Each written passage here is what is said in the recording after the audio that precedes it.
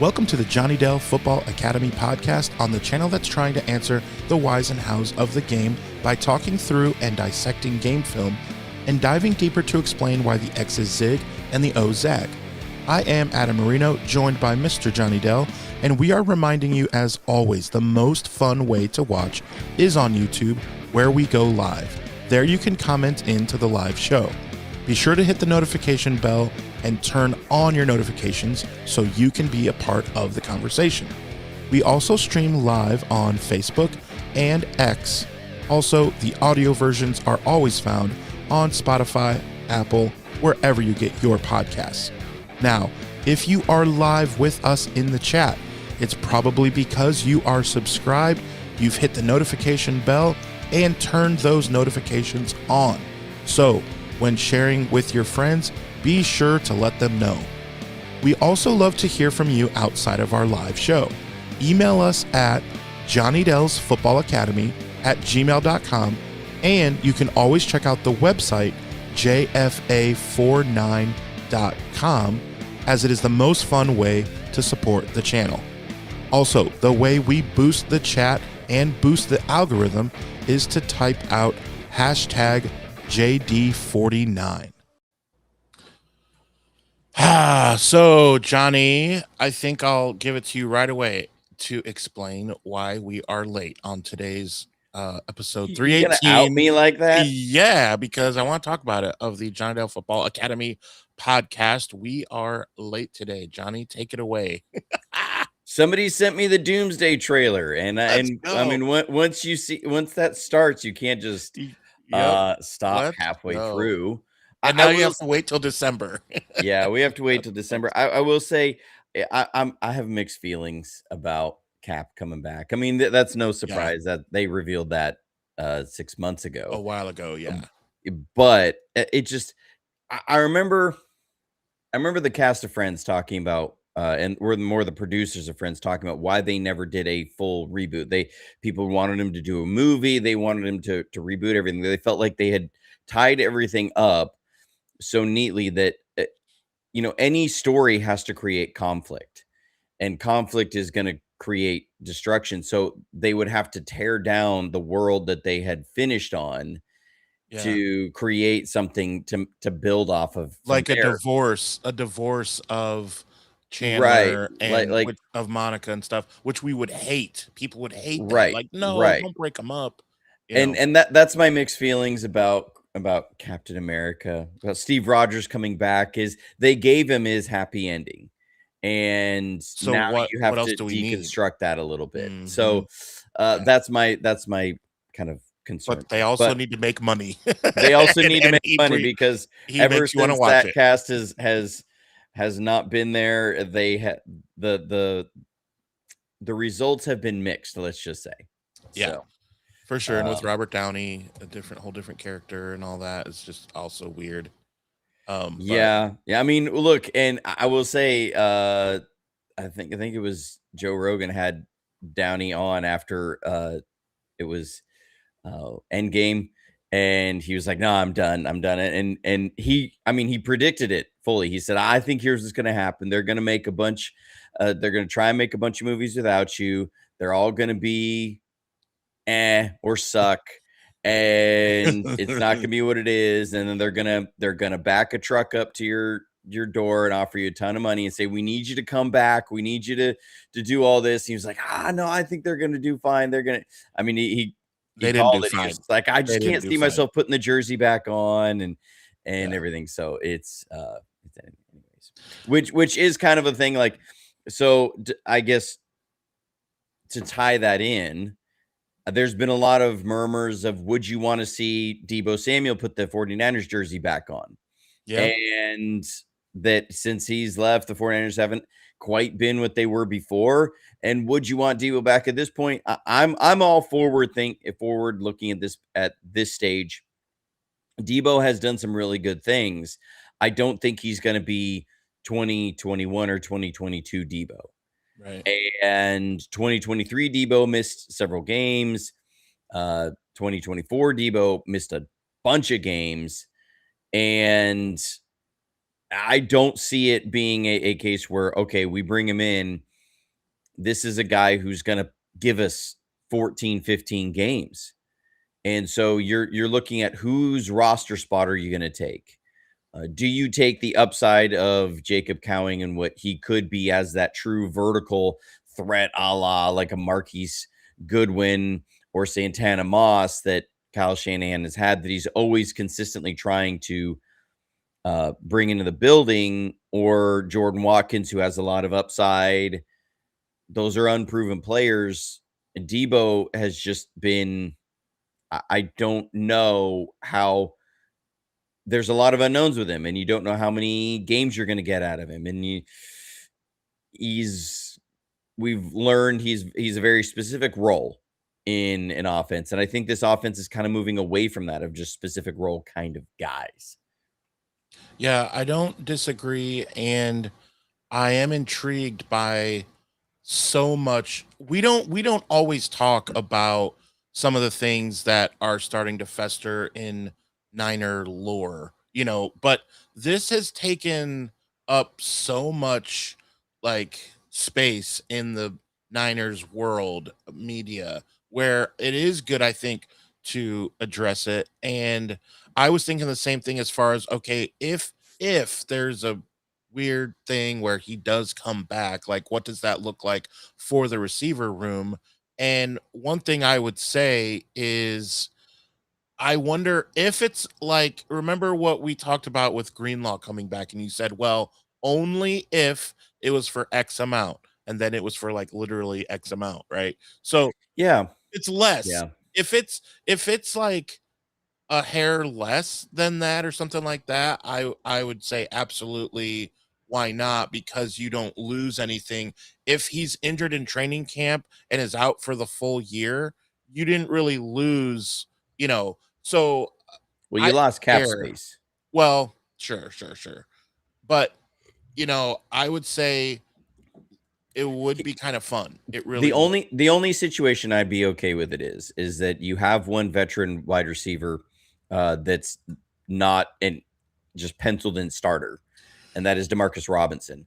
And so the only way I'm okay with it is you're not bringing him in to be there alongside Demarcus Robinson. Like, he's taking that spot in the wide receiver room from Demarcus Robinson. That's what's happening. That's the only way I'm really okay with it. Okay, if I see they release Demarcus Robinson, which they wouldn't do until like into training camp, because they always want to hold on to these guys, and because you never know. But if it was clearly towards, we're going to, if Debo is healthy through training camp and he's there week one, Demarcus, so you either get the practice squad or you get to go look for a different team. Yeah. That's where I'm okay with it. But if it's about replacing a young guy with upside, I'm just not there at this stage. Like, the Yeah. 49ers need their youth to develop and to start becoming the Debos of this age and the Brandon Ayuks of this age. So Adam, I gotta let you uh take over for a sec. I got somebody around the door. Okay. So today what we're going to do, guys, is we're going to go through, I have my top 5 players that I'm most excited to see. I know Johnny does too. We'll get your guys's as well. The other thing I'll bring up when Johnny gets back is, did you guys see the latest from Ayuk? I think it's laughable that now he's talking about fumbling in the Super Bowl and trying to poke fun at Shanahan. I just think that he is not going to play in the NFL anymore. And I think if anyone has been coaching him, it's not TJ Hushmanzada anymore. I think anyone that's coaching him is telling him to get as many clicks as he can, because social media does pay if you have that many views and that many comments and things like that. And now it's nowhere near what he would make if he simply just caught a football, is all he has to do in life. But I just don't think that's going to happen. I think it's really, really funny that, yeah. And Strawberry says that this also at Pearsall. I just, and it's fair to be checked out of like just Dunzo with it, but it it comes up. The problem is you follow someone like Brad and Raj. Shout out to Brad and Raj, right? If you know those guys, they do a ton for breaking news and for information. You know, this channel more breaks down the how and why. We don't serve up breaking news necessarily, right? But we'll talk about it. But Brad and Raj, they break the news. So when something like that happens, I it's hard for me not to see it because they post it and it's in my algorithm. And so between those guys and I got love for Dylan is a Dragon, great content creator. He has shot up in the last year. I have talked to him about doing a show and maybe being a guest. If you guys know who Dylan is a Dragon, dude is awesome. But yeah, Raj is great. Breaking news. Brad is great as well. Speaking of great, Johnny is All also right. great and is back. I'm back. We Yeah. just put a bow on Brandon Ayuk. Oh, Um, yeah. just He making fun keeps of everyone. posting. Guys got the Yeah, guy. I mean, at this point, when you're when you go after Christian McCaffrey in his 2023 year, yeah, when he was yeah. We were talking uh about that. when he was Like, offensive player of the come year, on, bro. I mean, okay. Yeah, like, all right, dude. I mean, like this is beyond stupid that he's sitting there posting about how when they voided his guarantees and the NFLPA reached out and was like, do you want to dispute it? And he's like, nah, I'm going to the Commanders anyways. Bro, you're an idiot. Right, You are so dumb. right. He's You are like, I'm so going to dumb. Washington. Yeah, yeah. Even admitted it. So, all right, let's talk about guys who are actually going Yes. to play, and we're gonna talk about the five that we are so excited to see. And I will give you first of all on my list. I will. Here's a teaser that the following players are not on my top five. Now, it doesn't mean that I don't love them. We're just doing a silly list. So don't at me or, I'm not weird. But guys that are not on my list are Juszczyk, Kittle, Bosa, those guys, Ricky Pearsall, those guys are not on my top five. I wanted to mention them because they were all tied for six, I would say. Oh, Those all guys. all made the honorable mentions list. Yeah. So All with right. that said, do you want to just roll? I did go like five down to one. I did even That's make what an I did as exact. well. Yeah. All right. So let's hear your number five then So first. my number 5 is a new face. That's an old face. That is Dre Greenlaw. So I'm excited to see Dre Greenlaw this year with the 49ers. And he's, I think, for me, number 5, because when Dre has been on the field and him with Fred Warner, we're talking about the most dynamic linebacker duo in the NFL. The problem with Dre has been 40% of his career games missed due to injury. Right. Now, I get it. A lot of that was the year with the Achilles, but that's not been the only year. He missed another year where he only played 13 games. He's had other years where it's only been where he's going to miss 2, 4, 6 games a year. And I think there's only been 1 year where he played more than 14 games.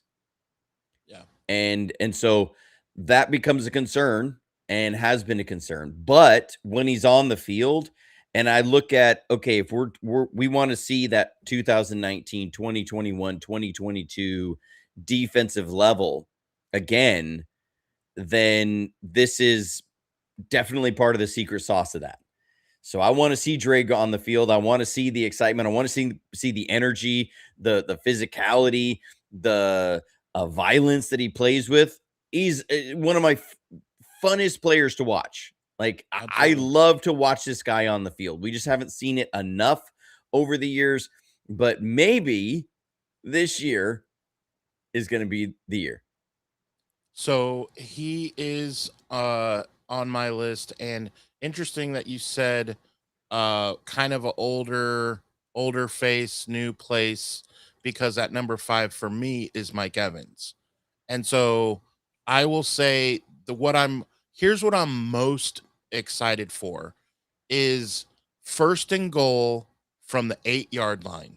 That's what I'm excited for because I want to see Kyle just in the huddle, just tell Brock to throw it to him. That's the play. Just throw it to him. Just throw it to his back shoulder. Let him get position. Just freaking throw the ball to the left. Hasn't that kind of been a request of 49ers fans for like 9 years? Was that like they were always like, it seems like we never just line up one of our guys who's a physical mismatch and just do the fade in the end zone. Like we Yeah. never do that. I remember there was one play, it was supposed to be a pick play that happened, and it looked like they threw a fade to Debo in the end zone. And I will say it was hilarious to see people for years saying we never do this. And then the one play, it looks like it, even though we didn't. People were just all over Kyle about that. Really? Best call you got is a fade to in the back of the end zone? What are we doing here? But no, I do agree. Mike Evans is higher on my list, I will say. Okay. So that is the main thing. I don't know if he's gonna play in every game. And I do think my honest opinion of how the season is gonna go. On this show, this isn't the show where we're just like always sunshine and rainbows. We keep it real. There's going to be at least 2 games, I'm calling it now, 2, in which we say, does Mike Evans still play? Because he's going to have 2 catches for 18 yards and people are going to be upset. Now, you will be able to point as to why that is. And that's why I love this channel, because you will show that on 8 other times where you thought the ball should go there, the reason why it didn't. And it's just the nature of the game. However, fans do not, Fans. you don't have 8 billion subscribers yet on YouTube because we have less than 30. Not every 30,000. Yeah. Not everyone sees the channel, which remember to show people that have Niners gear, show them the channel. But so at number, I'll start now with number 4 just quickly. It was Dre Greenlaw for me. Okay. So who is your number Dre 4? Greenlaw. Number 4 for me is another fresh face that is fully new. And it is one, not Mike Evans. It is Osa Odigizua. So that for me is the number 4 player I'm most excited to see, because we have not had an interior pass rusher who could be a 3-down lineman since really DeForest Buckner that was going to be productive on every down and he's going to stay there. Osa Odigizua is not quite the player that Defoe was in his prime, but this is a player that they've been trying. It's a role they've been trying to fill since they traded away DeForest Buckner. They tried to fill it with Javon Kinlaw. That did not work out. They tried to fill it with Javon Hargrave. It was good, but it just felt like it never realized its full potential with Javon Hargrave. Like it just felt like that it was a little bit of square peg round hole sort of thing, and it wasn't quite. But Osa Odigizua, I think, as far as a player type, the measurables, the arm length, the ability to generate pressure, man, he's somebody that I'm really excited about, and how he can bring this defensive line fully around. I think one thing that really stands out to you when you watch a lot of college tape is when you start scouting defensive ends and defensive tackles. You realize how many more plays defensive tackles are involved in than defensive ends. Because a defensive end, only about a third of the runs that are of run plays actually have them involved in any way. And then you have the pass plays. Defensive tackles are involved in almost every single play. Yeah. And so I really am intrigued by what he can bring and how he can make life better for everybody on that defensive line. To really, again, see a defense and that we have not truly seen since 2019. And we haven't talked about him a lot, so that's a good pull. That I was like, oh man, when you said that, I didn't know where you're going, and then I was like, oh, that's stupendous. I think he's been the acquisition that has flown so much under the radar because it happened before they got Mike Evans, and so there's been like the Mike Evans thing, and there's been all the Ayuk drama. There's been the draft, and everybody's consternations over the draft. So I feel like he's just been a guy that people go, oh yeah, okay, Osa's there. Osa Odigizua had one of the highest pressure rates of any defensive tackle. And when I put on his statement, like, this guy's not bad against the run. There's been this thing of like, he's not as good against the run, but that's like saying a guy who makes the best cheesecake is not as good at making cannolis, but they're still really good. Like so I'm really excited to see what he can do with this team and with the pieces we have around him, with a Fred Warner and a Dre Greenlaw flying around back there. Those guys, their life's going to be easier. Be able to pair him with Alfred Collins, mentor young CJ West, and have him rotating through there. A Grayson Halton, who I think Grayson Halton fits the kind of play style of Osa Odigizua really well. So this is a really good pairing of those two together for development. So I'm really excited to see Osa. Holy cannoli. I am excited as well. And I want to give a shout out to Skirata49. I love shouting out people when they make it a big deal that they're able to watch live because they're not always able to. So I know they checked in and said, I'm watching live. And then another shout out because then they say a deep receiver core means fresh legs every down, which means better results, which takes me to why I have number 3 at number 3. And it's not because this person is going to have amazing stats, but it's our rookie Stribling. And the reason why is because it's top 5 players we're most excited to see this year. What I'm excited to see is, like I said with Mike Evans, I'm excited whenever it's 1st and goal from the 8-yard line, I'm going to be super locked in.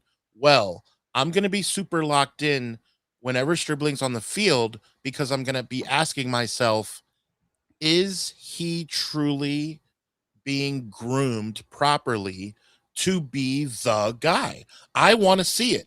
I want to see that he can be a leader. I want to see that he can be explosive. I want to see that he can block the crap out of anyone that he's around. I want to see good body language. I want to see him dapping up Mike Evans. I want to see a secret handshake with Juszczyk and Kittle. I want to see him hitting Brock's helmet with his hand, like, good job. Like, I want to see that. I want to see him post game, what he has to say. That is why I'm excited. I agree with you guys. Last show, you said maybe 600 yards, whatever. I am on board with that officially. However, I am just stoked to see this guy and to see him do well, even if it's only for 15% of a game. That 15% is still going to be huge in my eyes. And so that's why, for me, he is at number 3. I'm super stoked.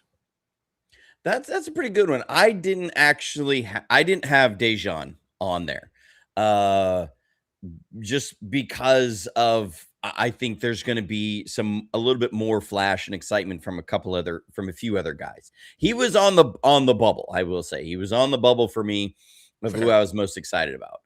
So I can't fault that. I do think you ranked him a little high, even, because I had him on the bubble. You have him at number 3, which is something. I think I made it. Look, even Tardome had him getting fired up. I think I made a pretty good case. I mean, look, this is our future. This is our future. This is our future of, yes, like, the next 5 years. We want this guy to have 100 catches, and and it starts now. He's not going to get 100 this year, but I want to see, does he have the All right. juice? All right. In honor of Terrero Dome, I'm going to do my best Southern preacher here. Well, Adam, my problem here is that you have now passed over one of the premier receivers that this NFL has ever seen. And you left Mike Evans lower on the list than Dejon Stribling because you were excited about the flash, but there wasn't the substance.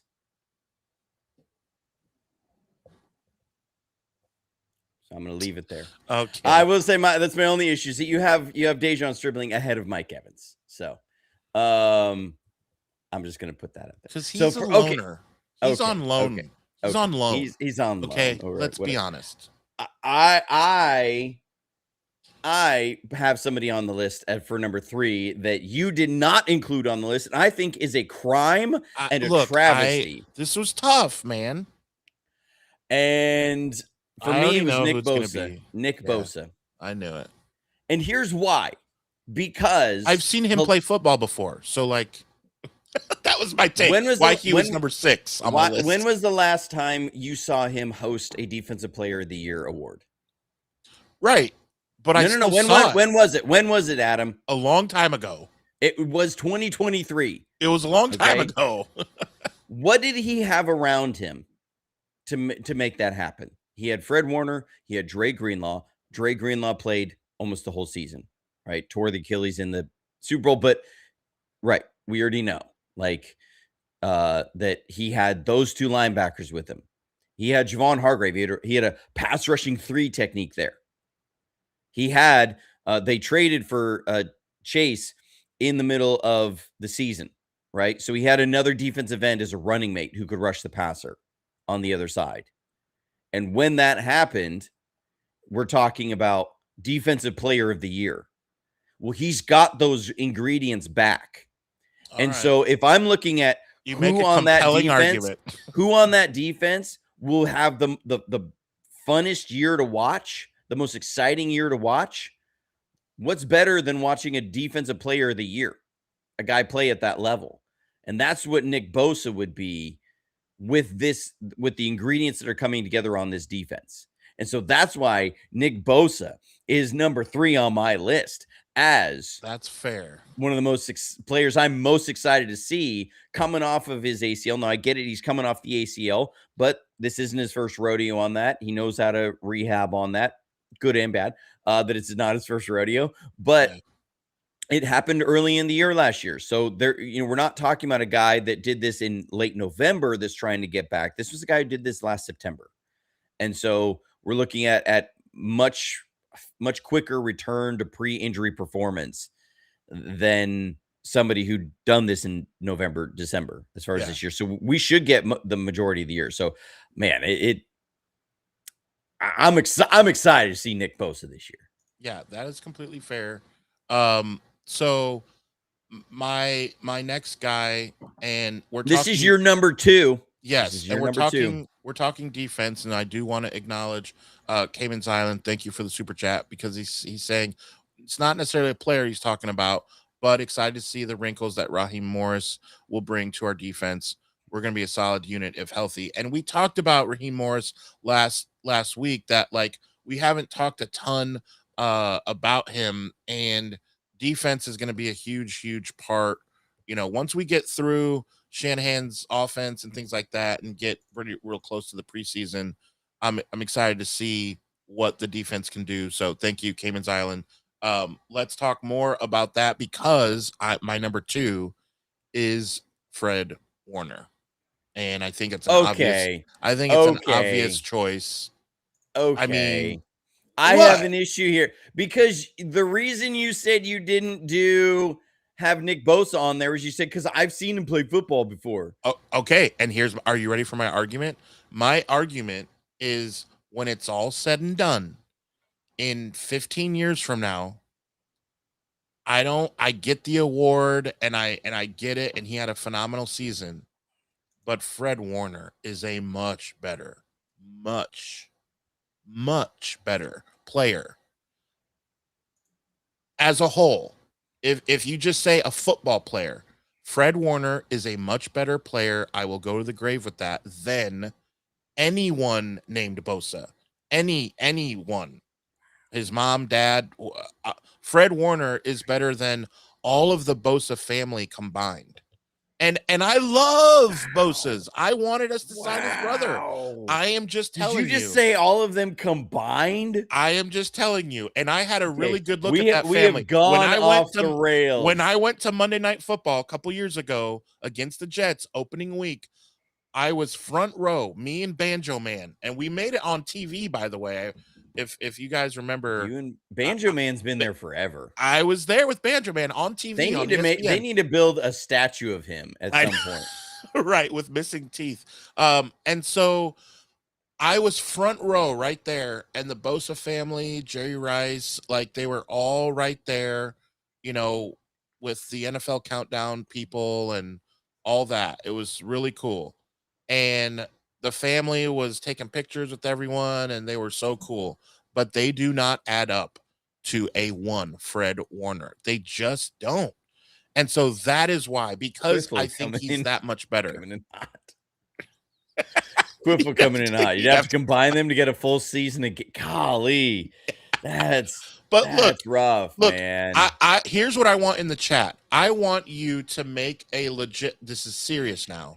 All joking aside, if you truly feel that Bosa is a better football player than Fred Warner, I would like you to type out a small paragraph, maybe 2 to 3 sentences, and post it in the chat if you truly feel that I'm wrong. However, I don't think that's going to happen. I think push come to shove, most of us know how much Fred Warner is just, dude, amazing. We have to stop and thank our lucky stars, the football gods, for what we have with Fred Warner. He was truly rated the number 1 linebacker. We make fun of these lists and say where they go wrong, and he's number 1. It's so obvious that he's not the best linebacker in football. It's so obvious.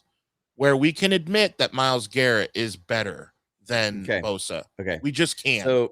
So here's where I'll play devil's advocate here, and I'll wreck your argument in one sentence. I don't need a paragraph. 34 million APY versus 21 million APY. No, that doesn't matter because of the way that the game. Whoa! Because of the way that hold the on, game hold on. No. Hold on. No. You look. That's like saying defensive end is a game-changing, more of a game-changing. Oh, okay. So let me get this really straight. Good at this, but Fred Warner is the best. That's like saying, okay, let's say a really good defensive end for us. Junior Bryant, wasn't he a defensive end number 90 for us back long ago? Yeah, Junior Bryant. All right. Let's say, who's a better football player, Andy Lee or Junior Bryant? Now, Andy Lee made the Pro Bowl how many times? So wouldn't you say? Do not disrespect the legend that is Andy Lee. Exactly my point. Here's what I'll say. Andy Lee is a better football player than Junior Bryant. Now, I'm kind of joking. I'm not talking about Pro Bowls. I'm talking about how the league values positions and players. So you're going to tell me that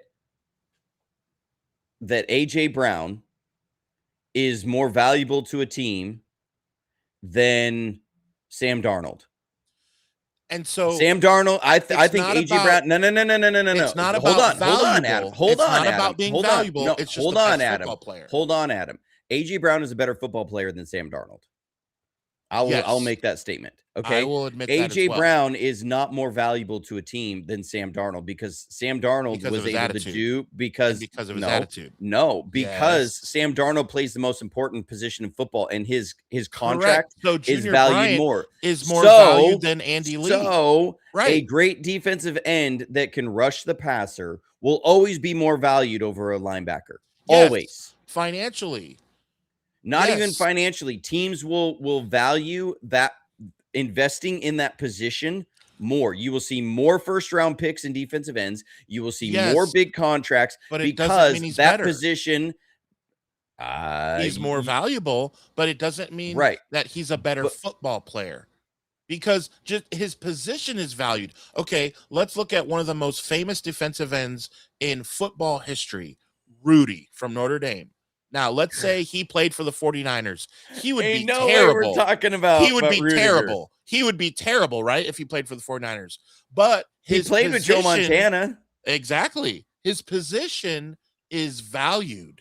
His position is valued. Rudy's position is valued, but Fred Warner's a better football player than Rudy. Adam, we're not talking about a guy who who no one knew about until the movie, who played defensive end. Okay, this we're not. My point. We're not talking about. This would be like Sam Ebukam versus Fred Warner. We're not talking about like a good defensive end and an all-world linebacker. We're talking about a top 3 defensive end and the top linebacker. Like, and you're saying so. I'm not disagreeing that I love Fred Warner and I think he's our best defensive player. I'm going to disagree. You said you put down the gauntlet of make the argument. And so I'm going to make the argument. And I will tell you the league will tell you. And it failed. That because look at the chat. The chat is with me. but NFL and the chat loves you. The chat loves you. It's your channel.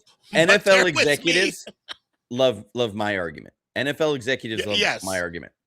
But this is not what we're talking about. If it came down to who would you trade a first-round pick for? Absolutely. Nick Bosa would get a first-round pick. Absolutely. Fred Warner, Nick Bosa would command 2 firsts. Fred Warner, you would be a first and probably a third. Yeah. Or a fourth. Yeah. I'm and, okay. And that like, so when you say he's a better player than all the Bosas combined, bro, scan the chat. It's awesome. I am. It is awesome. It's because we've gotten into a realm of we love it of ridiculousness. Love this. But like when you say that he's better than all the Bosas combined, that is a level of. It's a level of respect for of Fred absurdity that I cannot stand for. It is just explaining why Fred Warner was number 2, and it's that Sam Darnold, because I bet you my life savings that the whole world will guess what my number 1 is, and it's because the talk of Sam Darnold over Brown, like the position. So know where my number 1 is, right? And so, number 2. So before that, you have to get our to your number 1's 2. probably going to be the same. Yeah, but, exactly. That's fine. I guess here's the reason I didn't have Fred on there. Here's why I didn't have Fred on there, because I feel like he has a better supporting cast than he's ever had, and therefore we won't have to see Fred make as many plays. So I think he's going to have fewer tackles than he's had. Make those plays. The missile against the Rams. Remember the missile, right? But what I'm looking at is there's going to be fewer of those plays because you have Dre there, because you're going to have another linebacker who can go make great plays as well, because you have a great defensive. Play, right? I'm also looking at just our defensive line. You're not having to make so many of those plays that I think he's going to have what statistically would be a down year. And this could be his best, like the best defensive year we've seen in years from the defense. So that's what I look at is I didn't have him as one of my guys I was most excited to see, because I think we're going to have fewer of those wow Fred moments, just because the supporting cast picks up and carries the water a little bit more. But see, here's my argument is that Strawberry Reacts is like my spirit animal. The defense kind of held up after Bosa went out. The bottom fell out when they lost Fred, because they need his communication and leadership. Now, I love also. No, that's true. When I'm answering this question of top 5, I'm most excited to see. It also means excited to see on the sideline when he takes his helmet off and he's dapping up everyone, and the camera pans to him and he's going nuts. And that even if he's not making a play, even if he didn't make the last play on third down. You're also talking about like who puts on a better show, you two or what would be a Collective Soul is one of my favorite bands. You too probably puts on a better show than Collective Soul. Like, yeah, I mean, well, and Shout out to Collective Soul. I'm trying to think of Shout out. like somebody really stoic that would be up there and just Oh. kind of standing there.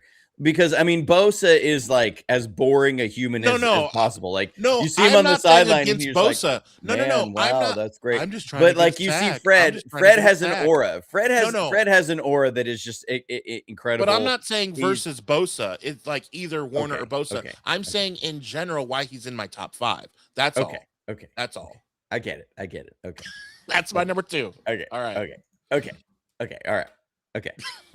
All right. Okay. Okay. All right. My number 2 is somebody that you had lower than a rookie, and that is Mike Evans. Because Mike and I'm just all right, strap in. Mike Evans is the first true number 1. I hate that term. Let me back up. Mike Evans is the first true X wide receiver that this offense has had since Kyle Shanahan has been here. He's a player that truly commands a double team, that commands a safety over the top because his physical prowess, his size is so great that he creates a mismatch against almost anybody in this league, and he has proven it for 10 years.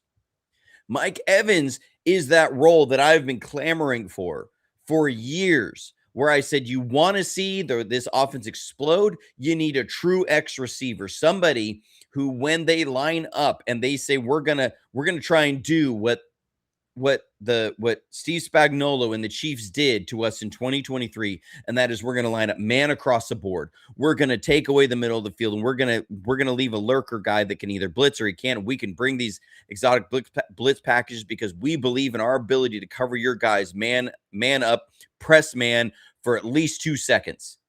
Mike Evans is the one that can erase that every single time. When that happens, just call him Waffle House because he's always open. And he will bring a difference here because he will keep defensive coordinators scared to run certain coverages.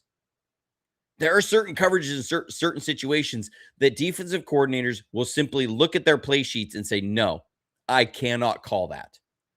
Because that would be gross negligence on my part to put my corner in that position against Mike Evans. And we have never had a receiver that a defensive coordinator will look at this and say, this would be gross negligence in the red zone to do this. And so when you talk about other guys feasting, especially in the red zone where we struggled in 2023, we struggled in 2024, we were not as good in the red zone. That this is a guy that changes everything for your offense.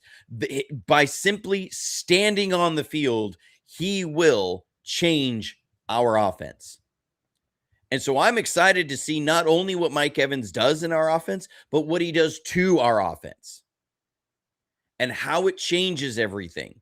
And how it changes approaches for defensive coordinators. How it makes everybody's life better. Just like I was talking about with Osa Odigizua. That is why I'm so excited about Mike Evans. Because this is a major force multiplier on this team. Because we're not talking about a really dynamic Z like Deebo Samuel. Deebo Samuel had an impact on the game, yes. But it is not to the magnitude of force that is a Mike Evans as a true X receiver standing there when teams are in single high safety. And you have that X receiver on the wide side of the field to the field side where they've got to cover 40 yards of space on an island against Mike Evans. That is something I'm really excited to see because, and you look at how defensive coordinators are going to say, I can't do that. I think Kyle Shanahan, we may see fewer of the condensed sets because he says, I have a guy that I don't have to try and make life easier for him. I can actually use it better by putting him out on an island. And then them saying, are we willing to leave this much space for that guy? And I can then run him on an island and watch as they have to take another player against the run out of the realm to go double Mike Evans, or at least keep somebody over the top of Mike Evans. You're going to see more varied coverages. And so I look at this and I think, oh my goodness, force multiplier. If there ever was one for the 49ers, Mike Evans. And so I'm excited to see Mike Evans.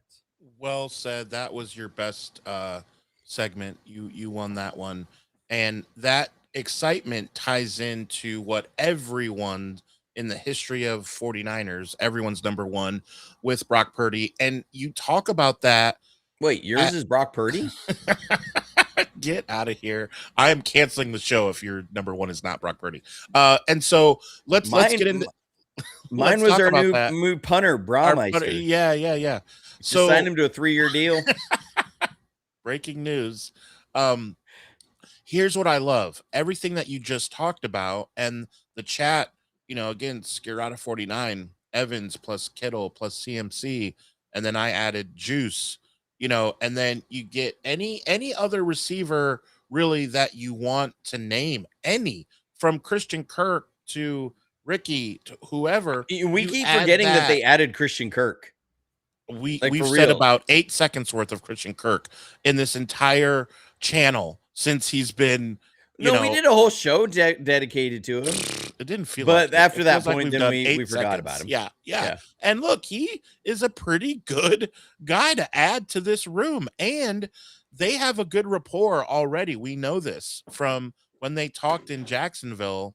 We did talk about that they admired each other's work in high school, and so it's going to be super fun. They obviously are going to have a good friendship. And so this is what we're excited for, is a fully healthy Brock, first of all, right? I mean, he's had all this time now for everything to kind of, be good family wise, went through a lot of good positive stuff over this year with his family. And now you have two kinds of Brock Purdy's for when he is healthy. You have a Brock Purdy when he has all his toys, and you have a Brock Purdy healthy when he doesn't have all his toys. Well, top 5 players we're most excited to see this year is a healthy Brock Purdy with all of his toys.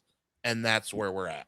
Yes. And it's also why I'm most excited, or why I mentioned the punter, because we should see the punter the fewest times we have ever seen a punter in the Kyle Yeah, Shanahan like offense. in that month of December, we didn't even see him, I think. Yeah, he didn't punt the ball for 3.5 games. I'm excited for Brock Purdy. And I know the quarterback rankings have been coming out, and they're putting him 14th, 16th, 17th. I still will always laugh at any ranking that puts Caleb Williams ahead of Brock Purdy, because just go back to that primetime game, Bears versus 49ers. Beat him fair and square. Scored 5 touchdowns. And everybody will say, well, what defense was he going against? And I say, well, what defense was Caleb Williams going against? Yeah. And Brock threw a pick 6. And still outperformed him. Still scored 5 touchdowns. Caleb Williams scored 2. Brock had a higher quarterback rating even with the interception. And you can't tell me that he was playing with against a worse defense. That 49ers defense had just struggled against the 5-year retired Phillip Rivers. They had allowed Jacoby Brissett to go 45 of 55 and throw for over 400 yards on them 2 weeks before that game. So sitting here telling me that Caleb Williams went against a better defense than that Bears defense was not good. I'm not saying they were. That 49ers defense by that point, not good either. So when I say I disregard a lot of these things. And now I get it. Brock only played 8 games last year. He missed 9 games. So yes, I get it that you can't rank him too high when he's coming off a year like that. But this might be the most well-rounded supporting cast that we've ever seen Brock have, as far as I think just pure physical advantages. Mike Evans being the first true X wide receiver he's had. Now, Brandon Ayuk was really talented, but there were certain things with Brandon Ayuk was never a deep ball threat because he didn't have the size to truly box out corners. and he didn't have the speed to just run by him. He thought he was. I remember him posting after one of the years. He was like, "Deep ball me." There was a reason we connected on very few true deep balls to Brandon Ayuk. He just one didn't win a lot. The luckiest of the luckies. Right. When I look at Mike Evans has never been a big speed guy, but he is a more polished route runner and can truly box. Once he wins, there's no way corners can make up because he's so physically imposing. Brandon Ayuk, it wasn't always that. Like, it was still a pretty small, like, catch radius. Like, if you're talking about that fade down the sideline. And we saw that several times. Mike Evans is the kind that even with that fade down the sideline, he's a massive catch radius. And this is a big window for quarterbacks to throw into. He's been beating guys deep for his entire career, and he's never been a speed demon. He wins by leverage. He wins by great route running, and then that massive frame. All of this looking into that our backfield, I think, will be more well-rounded than it has been. Brian Robinson was just a not a good fit in this running scheme. And so somebody was trying to troll me a little bit by saying, "Where's Kalen Black?" After all the Kalen Black talk. I didn't have any rookies on my top 5. Hey, I did. and Adam did. I didn't have any rookies on my top 5. I made my case. I didn't even have any second-year players on my top 5. I think the guys that I'm most excited to see are guys that I know can perform really well, and they now have the best supporting cast that they've had in a long time. And that's why I get really excited about watching them. And that's the way I feel about Brock. Brock, with the support, with the potential that is there with this offense, man, I get really excited because I say we should see something much closer to 2023 Brock and actually beyond, because I think he's a better player now than he was in 2023. Remember, he was only a second-year player in 2023. Right. And you just say, okay, by a development curve, Brock, we should be seeing somebody that, if he was a first-round pick, it would be by end of October, everybody's having MVP talk. So, I think they're as far as just excited to see, I think we're going to see a lot of touchdowns. We're going to see a lot of completions. We're going to see a lot of fun plays, and we're going to see a lot of points scored by this team, and that's always led by your quarterback. And so I'm really excited to see Brock this year and see him with all of these weapons and have it around him. Now, look, I'm not excited to see all of the, oh, yeah, well, when you give him 4 All-Pros, then he's finally good. That's what's going to happen. I know. Like, I fully expect that to happen, but it is what it is. I think we're going to see fewer Dougies this year. I'm going to go with the under because I think he's going to look. Brock's somebody who's always looking to develop and evolve as a player. So we're going to see something new. Like, he's going to say, no, that was 2025. I'm not doing 2025 anymore. I remember there was when U2 was recording Beautiful Day, they were trying to get Edge to use his Explorer, which was the same guitar he had used on most of Joshua Tree. And he was like, no, I don't want to use that. And I don't want to just run the same stuff because that was the sound we did, 12 years ago. I don't want to do the sound that I did 12 years ago. I want to do what we're doing now. And they finally convinced him to do it. And it was a great song. But that's how Brock views everything. He says, no, I don't want to do the Dougie. That was 2025. I'm going to do something new. I'm waiting for somebody to bring back the MC Hammer. That's all I'm waiting for. Oh, gosh. Just saying. I'm just saying. We haven't seen it yet. We've seen a lot of other ones, but we haven't seen the MC Hammer, and I'm waiting for it. So, Brock, if you're watching, drop the MC Hammer.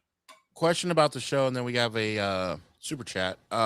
One question that I will second. Michael Norris asked, what about a top 5 need to see something? We've kind of done that before. What are your thoughts on? I can't find it. What the question you're talking about? I don't see it. Oh, Michael Norris. I couldn't find it. I scrolled up. I couldn't find it. I'm overwhelmed. I was actually, that was something that I was debating as I was about to, put together the show, is it going to be top 5 guys that are make it or break it year, that need to prove it, or top 5 guys I'm most excited to see? And I was like, I couldn't fully formulate my make it or break it year list. Some of which, a couple of them were on my top 5.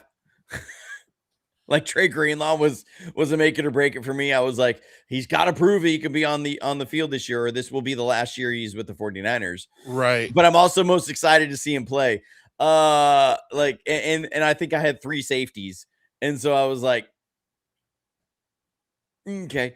But yeah, that's where I was. I need to wear the hammer pants. I had some. I had some back in the day. I had. And look at my comment. Look at my comment. Don't encourage. Yeah, me. Don't encourage. Look, you can't get me on the night. I was at a summer camp this year, and they did a '90s night. I sent Adam the picture. Yes. So what I did, you did nail it. I will admit. If you grew up in the '90s, you'll appreciate this. So I had a snapback, of course, backwards. I had an NWO Wolfpack shirt. I was going 98. I was going for a late 90s vibe, right?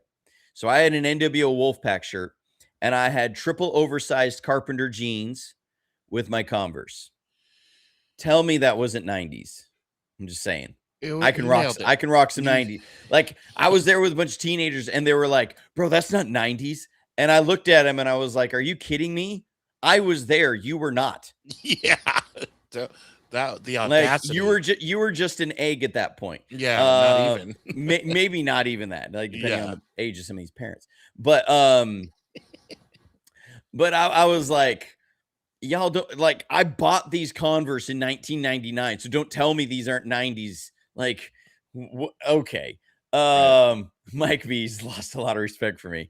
Look, I was join the club. I used to have a poster of Kevin Nash on my bedroom wall. I won't deny it. The video games with those guys was great. WCW versus NWO Revenge on N64. Yes, I can still pop out of the reverse almost anything. Yep. I remember a buddy of mine had that when I was in college. He was like, let's play. I'm like, oh, you have no idea how many hours I spent on this. Smoked him. And he was like, I literally cannot do anything. DDP. But, I was DDP. Yeah. Yes, the Wolfpack was red and black. You don't turn your back on the Wolfpack, the red and black attack. So oh gosh. You can still find the theme songs on Spotify if you want to listen to it. Thanks for that. Let's get to a mass destruction. Let's get to a super chat and explain the difference between what Debo does, a regular wide receiver, and what tight end. Because thank you, Nicole. I don't think I've ever seen. If Debo comes back, could he play tight end? I know he just doesn't have the size. And a lot of it's length. It's not even just pure weight. Now he's also about 20 pounds light for a smaller tight end. George Kittle's around 245, 250. And he doesn't block. Let's talk about that. Vernon Davis was 245 or 250. Now Sam Roush, who I really wanted the 49ers to draft, he got drafted by the Bears. He's 265.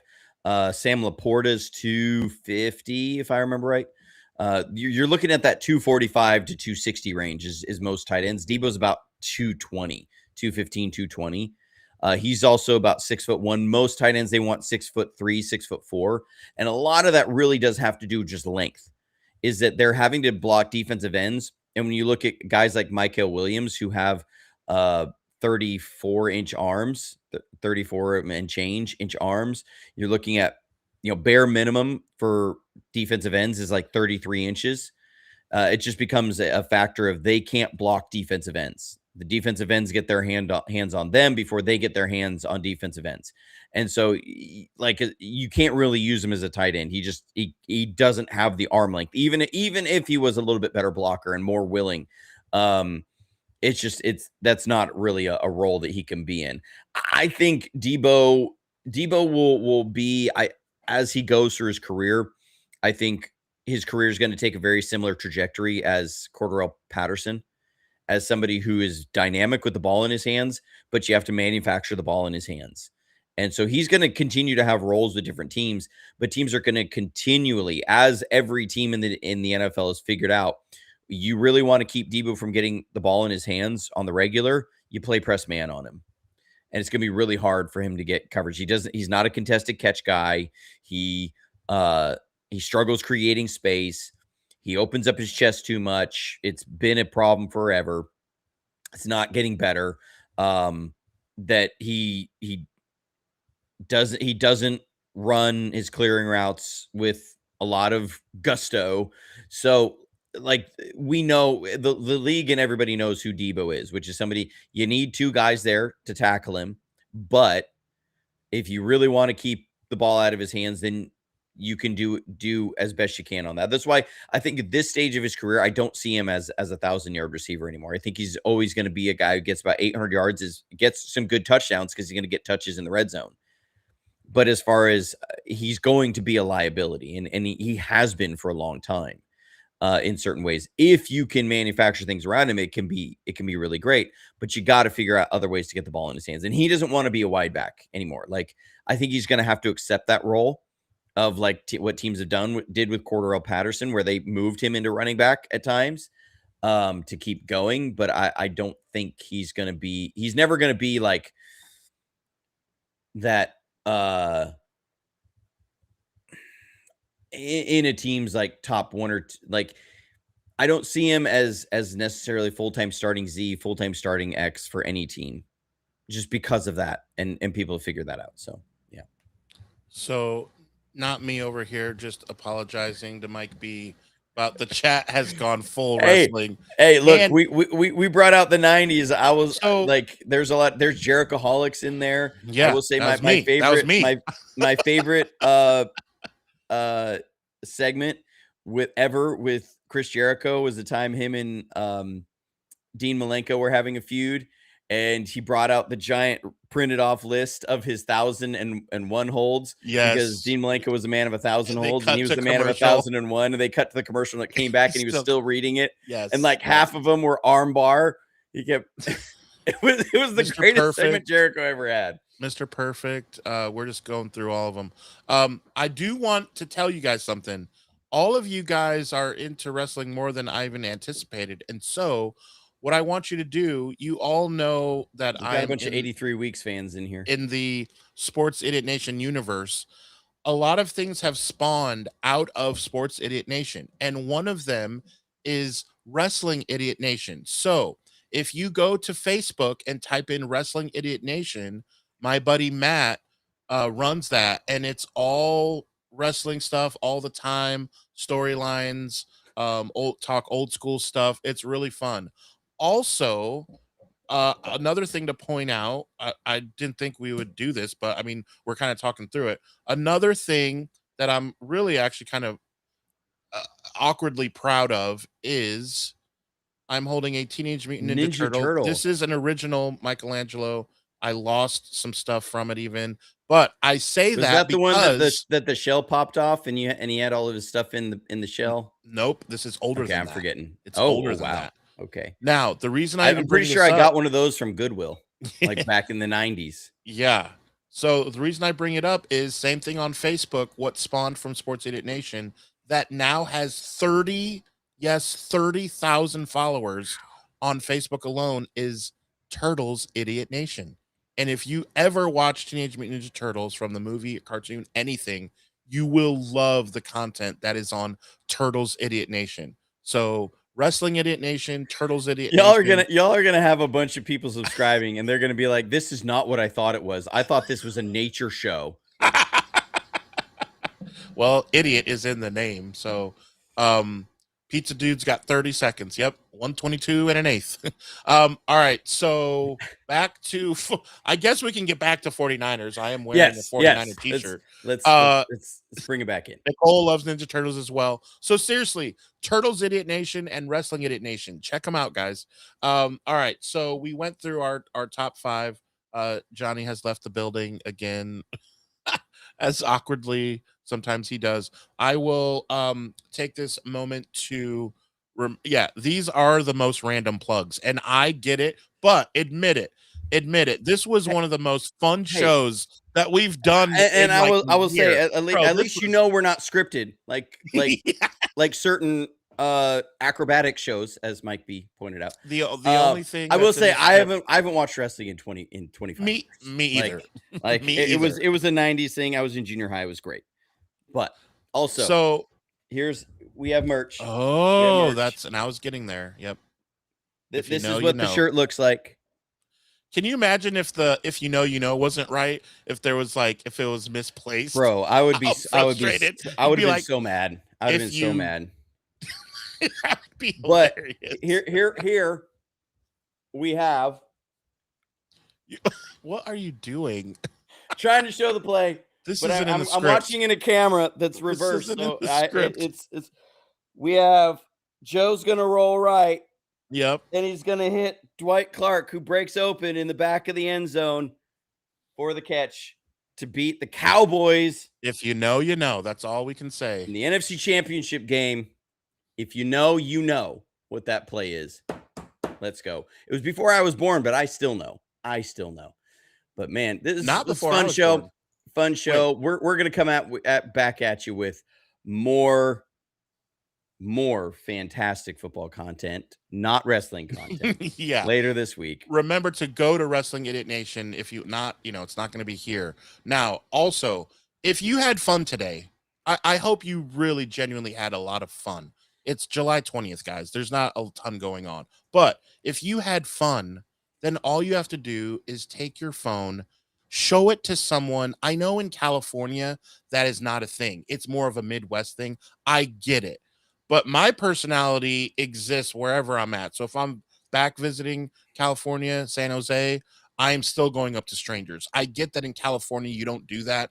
I am asking you, please, take your phone to someone who's wearing Niners gear and just show them real quick. Hey, check out this YouTube channel. We have a blast because we want more people to hang out with us live. And we want more opportunities to talk about the website because the website is super cool. And the more people that know about the website, the more stuff that Johnny gets to do regarding the real reason we're here is always, the videos. This is just a fun side thing that we get to do. The channel truly is about explaining the whys and hows and breaking down film and all of that. This is just a super fun thing that I get to play a small part of. But if you enjoy all of this stuff, and if you're okay with our ADHD, like that's part of what these shows are always going to be ADHD. So if you are a fellow ADHDer, then this show is for you. It is. It's for Michelangelo. It is for you, for me. It is for a pop version of myself. It's for everyone. So we will unless the world ends, we will hopefully be back on Friday. Hit the notification bell. My goal is to start going through some passing game stuff on the Shanahan offense. Sweet. Kind of packaging is the most common passing concepts and then how he structures his passing game, because that is something that is a little, I think I want to be careful how I say this because I don't want to throw shade at anybody on certain things. There's been a lot of heartburn or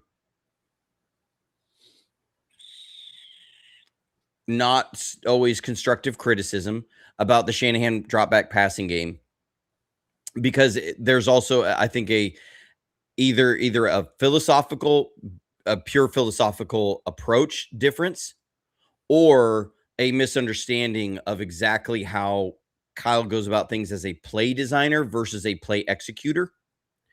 And so there are some things, some criticisms put against his passing game that I think sometimes are, again, they're rooted out of one of those two things. And I just want to clear some of that up on as we go. Hopefully I can get all the everything organized in a way that makes sense as we go. Yeah. So again, thanks guys for making this show today. Just really, really fun. And again, we just want more people to be hanging with us. It's just more fun. So if you see a member of the faithful, be sure to let them know about the channel. In the meantime and in between time, stay safe, stay healthy, and as always, go Niners.